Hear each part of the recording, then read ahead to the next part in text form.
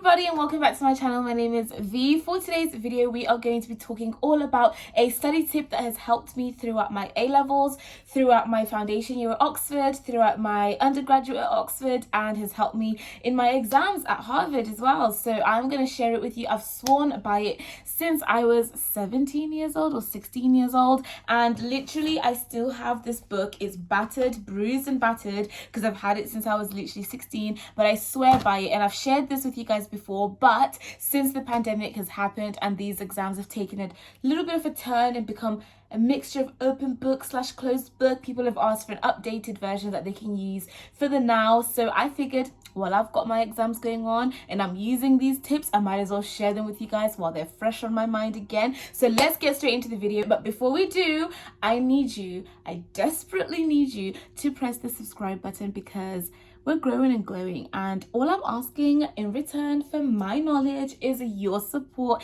and that's all we're gonna do so we can grow and glow together. Essentially, what we're dealing with here is the repetition revision method, which will still work even if you're doing open book exams, because it's all about like saving time. When you've got an open book exam, you're still timed and you still don't have the time to like go read back through your notes and stuff, so you still need to be able to like memorize and store the information in your mind. So the method is the same. So it is called, I really should have done my nails before doing this, but this is a reflection of what I'm going through right now whenever it's exam season. Let's all not cast judgment, because if you've got anything negative to say about me, I don't want to hear it. Okay, so this is what you don't do, by the way. So our method is called the repetition method, right?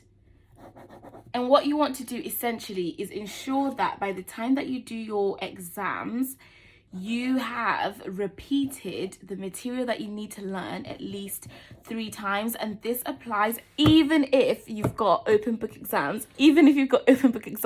This still applies, because you want to make sure you know your material before you sit those exams. So you want to make sure you've repeated it at least 1, 2, 3 times before your exams. This is an example for someone who's got 80 days, and this is what you don't do. This is the don't do plan, and I'll show you the do plan plan in a minute. Okay, so you've got 80 to 60 days left before your exams, 60 to 40 days left before your exams, that's another 20 days, right? Then you've got 40 to 20 days left before your exams, that's another 20 days. Then you've got 20 to 0 days, which is another 20 days. So altogether you've got 20, 40, 60, 80 days. So what this person will immediately think of doing is saying subject 1 start to finish, then I'm going to revise subject 2, then I'm going to revise subject 3 start to finish, and then I'm going to do the same for subject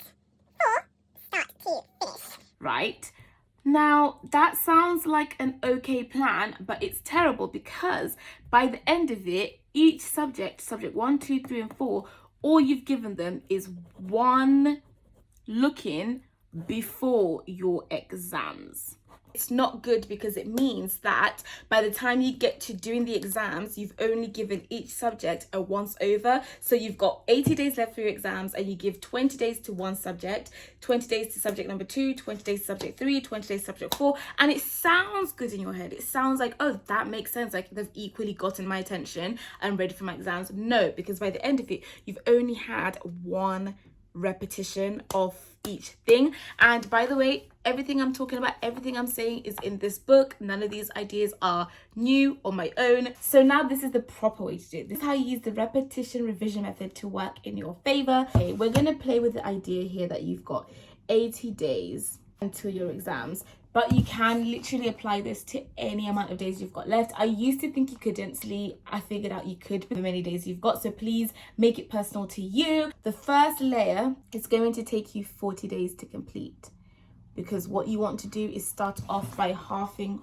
however many days you've got left to your exams. Use half of that for layer 1. Break that down into subjects. So let's pretend you've got 4 subjects to study for. Subjects, 80 days, right? Cool. So what you want to do for this is use that 40 days and split it between those 4 subjects.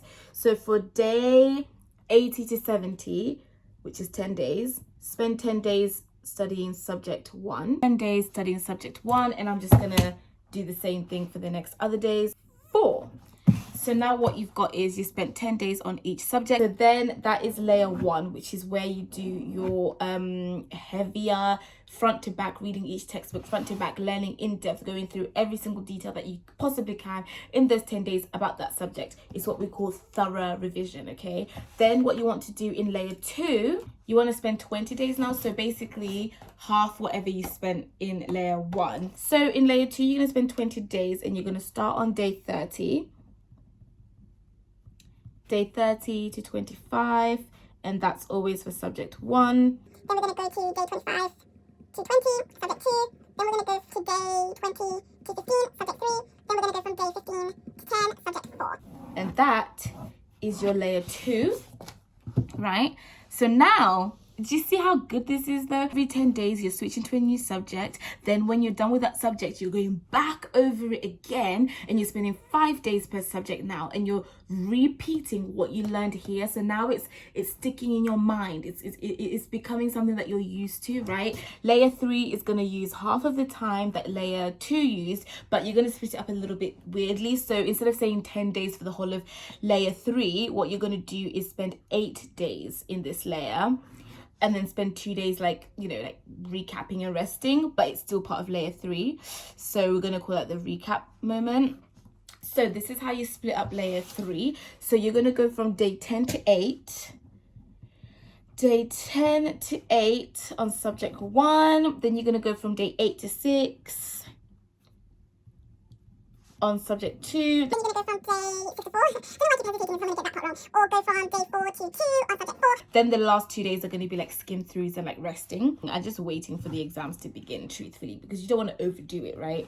So now what you've got as well is that this is where you're starting to do your quick skims and stuff like that, and you save this part for like past papers and things that you really want to like go through material and like techniques and stuff, and then this part is where you're skimming everything you've got. So by the end of it, you're gonna get more for your money's worth. Like you get to repeat, rehear. Success in the study world is not about the person with the highest IQ or the highest intelligence. Like, it's about how you pair what you know with techniques. All of the students who are doing A-levels or doing university, like, for you to have gotten in, they had to see that you were capable. So intelligence is not a question. That's why each of those students all have average or high intelligence. It's about how they apply it and how they use it. So having a good technique like that repetition revision method, in that case, the 2 students equally smart, but one goes ahead and uses 80 days by splitting it 20 per subject and does it once, and then goes into the exam with only 1 repetition, whereas this student splits it up in a way where they've gone into the exam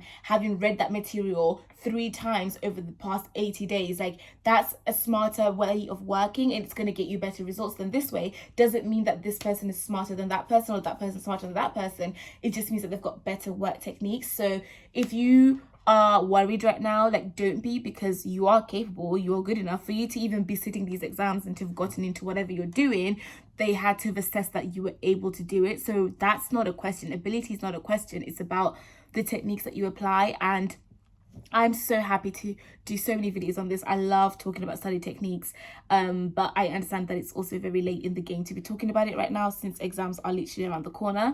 So let me know if that was helpful or not. It's helped me throughout my Oxford, Harvard, everything. Like, I'm gonna use, if I do a PhD in the future, trust me, that book is going to be with me wherever I'm going to be in the world, because it has saved it, chef's kiss. And by the time I get into my exams, open book or not, I would have used this method, because it means that you're not going to be messing around during your open book exam, looking on Google, which you shouldn't anyway, but looking on Google or reading the book, or no, you should be spending your exam writing, because you've already learned everything. It's stored in your mind. The repetition revision method has allowed it to sit there at the forefront in multiple different ways. So that's my method. Hope it made sense. Hope it helps. If you want me to talk about note-taking, talk about anything else, comment it. We'll go through it. I love you so much. I've got to go. I hope my crazy way of working works for you guys. Please press subscribe. I really would appreciate it, and I'll see you in the next one.